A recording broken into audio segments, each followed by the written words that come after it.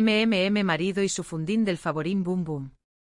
Pedro Picapiedra se encontraba en su jardín practicando con unas tijeras de podar de piedra, moviendo los brazos con una energía desbordante mientras el sol de Piedradura brillaba con fuerza sobre su cabeza.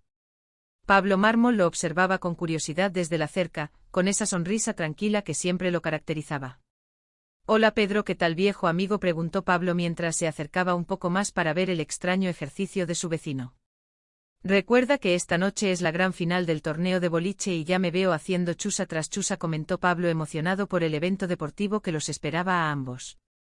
Sin embargo, Pedro parecía más concentrado en sus movimientos repetitivos que en la conversación de su amigo. «Oye Pedro, debes dejar esas tijeras porque vas a perder energía», advirtió Pablo con tono de preocupación.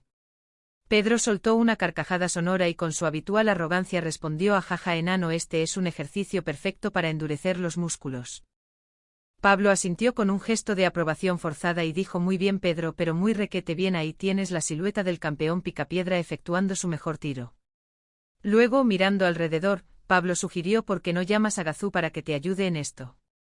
La sola mención del pequeño extraterrestre verde puso a Pedro de mal humor. «Enano, yo puedo hacer esto sin necesidad de él», respondió Pedro con firmeza mientras seguía moviendo las tijeras de piedra. «Y además sabes que puede meternos en dificultades porque Gazú es un fracasado», sentenció el hombre de la edad de piedra sin saber que el aludido estaba más cerca de lo que imaginaba. Gazú apareció de la nada flotando en el aire con su casco y su túnica verde, bostezando con fastidio. «Estaba en el quinto sueño, pero al oír mi nombre me desperté», comentó el pequeño alienígena con su voz característica. Miró a Pedro con desdén y preguntó: «¿Qué diablos quieren?». Pedro no estaba de humor para visitas interplanetarias y respondió: «Con un deseo que desaparezcas porque nadie te necesita». Gazú no se dio por aludido y con un tono profético le dijo a Pedro que creía que hoy pensaba ir al boliche, pero luego lanzó una pregunta punzante: «¿Qué opinará tu esposa?». Pedro se puso a la defensiva de inmediato y gritó: «Mi esposa no tiene vela en este entierro». Gazú insistió preguntando si se estaba olvidando de algo, pero Pedro se mantuvo terco afirmando que él no olvidaba nada y ordenándole que desapareciera.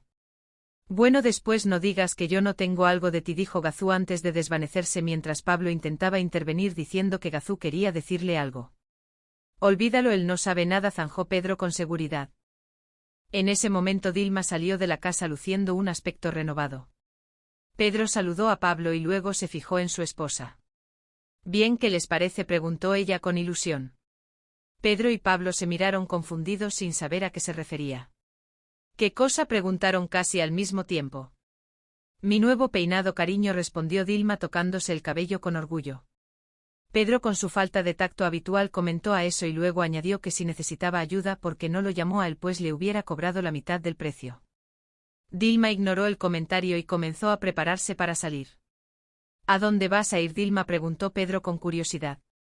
«Al recital de rocoviolín de Rokis Spirius», respondió ella con entusiasmo y luego le advirtió que no tardara mucho porque se irían dentro de una hora y que debía ponerse su smoking. La reacción de Pedro fue de rechazo absoluto. «Ah, no, a mí que me importa un recital de rocoviolín», exclamó con disgusto. Gazú reapareció solo para burlarse con un jaja recordándole que se lo había advertido. Pedro le gritó que se fuera de allí, pero Gazú continuó describiendo con sarcasmo cómo en vez del torneo de boliche tendría que soportar a todas esas señoras cursis que lo único que saben decir son tonterías. «Pedro, tú y Dilma estrenarán peinado esta noche», añadió Gazú con malicia.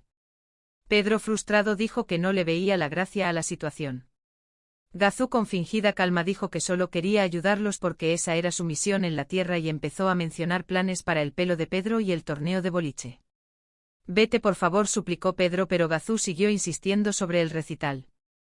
Pedro decidió que hablaría con Dilma para decirle que no iría a tal recital. Pablo intervino dándole un consejo sobre llevar a Dilma al evento, pero Pedro lo llamó padre de entuertos y le ordenó que se largara. «Pedro, piensa lo bien que vas a hacer con el torneo de esta noche», preguntó Pablo con preocupación. «Ya pensaré algo, enano», respondió Pedro con confianza. «¿O acaso crees que no me funciona bien el coco?», se preguntó a sí mismo mientras Gazú comentaba para sus adentros que Pedro siempre era muy mentiroso. De repente Pedro comenzó a actuar de forma extraña frente a Dilma. «Pedro, ¿qué te pasa?», preguntó ella al verlo quejarse. «Oh, no, no es nada, Dilma, no es nada», respondió él fingiendo debilidad. Ante la insistencia de su esposa, Pedro finalmente dijo que no era nada, solo una pequeña gran jaqueca. Dilma, preocupada, le pidió que se recostara un rato. Pedro aceptó diciendo que solo sería por un minuto. ¿Estabas bien hace un momento que te pasó?, preguntó Dilma desconcertada. Pedro inventó que tal vez le había hecho daño el sol o algo así mientras Gazú observaba desde la distancia, comentando que Pedro no soportaba el calor y que quisiera verlo en su lugar. Pedro continuó con su actuación dramática diciendo que se sentía bien, pero inmediatamente después decía que se sentía muy mal. Sin embargo, afirmó que iría con ella al recital de rock y violín aunque fuera lo último que hiciera. Dilma, conmovida por el supuesto estado de salud de su marido, decidió que se quedarían en casa. ¿Quedarnos en casa?, preguntó Pedro fingiendo sorpresa. Pues no puedo dejarte solo sintiéndote así, explicó Dilma. Pedro entonces inició su plan maestro para liberarse y poder ir al boliche. No soy un tonto, escúchame Dilma, tú saldrás esta noche y te divertirás, porque todo lo que me interesa en esta vida es tu felicidad, dijo Pedro con tono heroico. Dilma, pensando que realmente el sol le había afectado, fue a buscar un poco de hielo. Pablo apareció de nuevo preguntando si todo iba bien. Pedro le aseguró que perfectamente y que la convencería para que lo dejara solo. Dilma regresó lamentando perderse el recital porque todos los exalumnos del colegio iban a ir, y le hubiera gustado verlos de nuevo. Cuando mencionó a Salvador Rocobo, el poeta del salón que siempre escribía poesía estrambótica, Pedro vio su oportunidad.